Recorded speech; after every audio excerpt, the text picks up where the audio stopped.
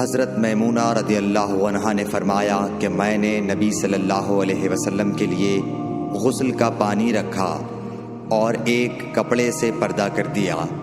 پہلے آپ نے اپنے دونوں ہاتھوں پر پانی ڈالا اور انہیں دھویا، پھر اپنے داہنے ہاتھ سے بائیں ہاتھ میں پانی لیا اور شرمگاہ دھوئی، پھر ہاتھ کو زمین پر مارا اور دھویا، پھر کلی کی اور ناک میں پانی ڈالا اور چہرے اور بازو دھوئے، پھر سر پر پانی بہایا اور سارے بدن کا غسل کیا۔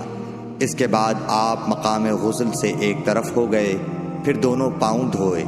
اس کے بعد میں نے آپ کو ایک کپڑا دینا چاہا تو آپ نے اسے نہیں لیا اور آپ ہاتھوں سے پانی جھاڑنے لگے۔ صحیح بخاری حدیث نمبر 276۔